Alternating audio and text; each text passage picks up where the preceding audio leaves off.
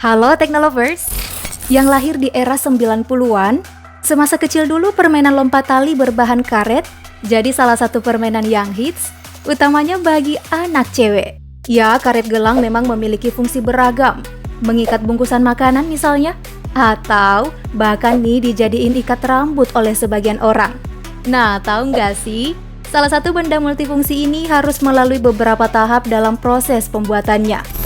Buat kalian yang sering pakai benda ini, ketahui yuk proses pembuatan karet gelang.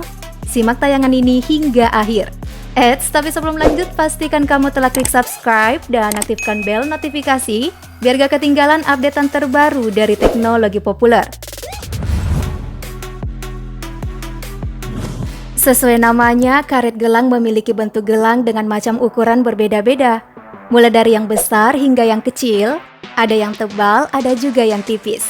Bahan bakunya ya tentu dari karet alami, sehingga warnanya kuning.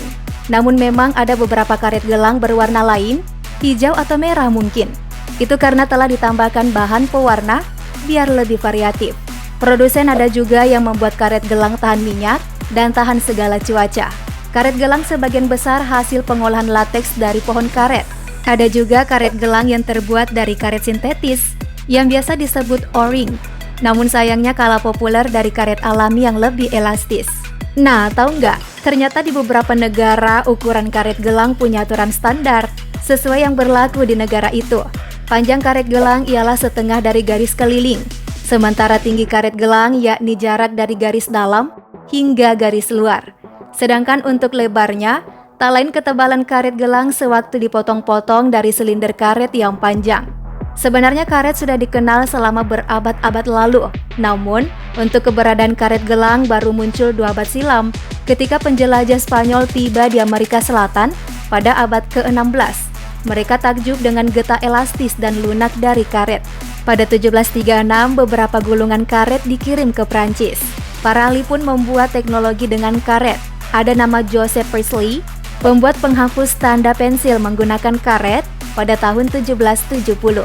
Kemudian tahun 1819, Thomas Hancock dari Inggris mengembangkan karet untuk suspender, sarung tangan, sepatu, stocking, hingga kaos kaki. Hancock menjadi penemu di balik kemunculan karet gelang. Sekitar tahun 1820, dia menciptakan gelang karet. Sayangnya kala itu karet gelang Hancock belum divulkanisasi, sehingga melunak pada hari yang panas dan mengeras di cuaca dingin. Meskipun menjadi pencipta karet gelang, Hancock bukanlah orang yang mematenkannya. Stephen Perry dari Messrs Perry & Co, produsen karet London, ia memperoleh hak paten untuk karet gelang tepatnya 17 Mei 1845. Karet gelang yang dipatenkan Perry berbeda dengan karet gelang yang ada saat ini. Perry awalnya menciptakan karet gelang agar dapat memastikan tumpukan kertas tetap terjaga jadi satu.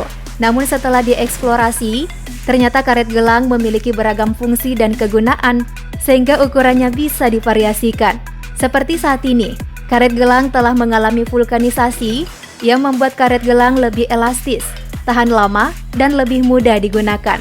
Selanjutnya, yuk simak tahap pembuatan karet gelang. Sebelum melakukan pengolahan bahan, terlebih dulu lateks dipanen dari pohon karet.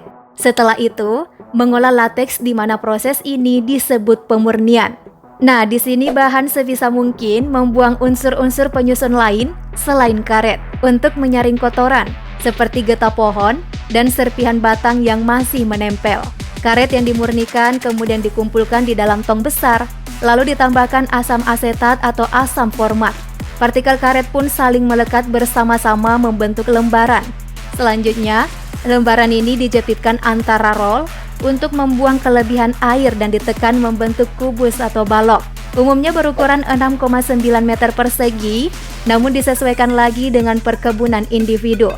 Bahan karet yang diolah jadi lembaran, lalu dipotong menjadi potongan kecil dengan mesin pemotong. Kebanyakan pabrik sih menggunakan Banbury mixer. Mesin ini akan mencampur karet dengan bahan lainnya, misalnya sulfur, digunakan untuk memvulkanisasi, pigmen untuk memberi warna, dan zat kimia lainnya untuk meningkatkan elastisitas karet gelang yang dihasilkan. Tapi, ada juga beberapa perusahaan tidak menambahkan bahan ini hingga ke tahap berikutnya, yakni penggilingan. Untuk tahap penggilingan memerlukan pemanasan karet di mana massa dicampur sampai rata. Jika tidak, maka dipisahkan dan remas searah mendatar di mesin giling. Setelah dipanaskan, karet yang sudah rata tadi keluar dari mesin giling, lalu terpotong menjadi strip. Strip yang masih dalam keadaan panas dari penggilingan ini dimasukkan ke dalam mesin ekstruksi untuk menekan karet keluar berbentuk panjang, layaknya gilingan daging yang menghasilkan daging yang panjang. Kelebihan karet yang ada di sekitar kepala tiap mesin ekstruksi kemudian dipotong. Karet yang telah dipotong lalu diberi tepung agar tidak menempel satu sama lain. Hal itu disebabkan oleh adanya perbedaan suhu saat pengemasan dan pengiriman ke seluruh konsumen. Pemberian tepung ini juga bertujuan agar karet tidak berbau dan juga tidak mudah rapuh karena suhu tentunya. Nah, setelah melewati tahap pembuatan, karet siap didistribusikan ke berbagai wilayah.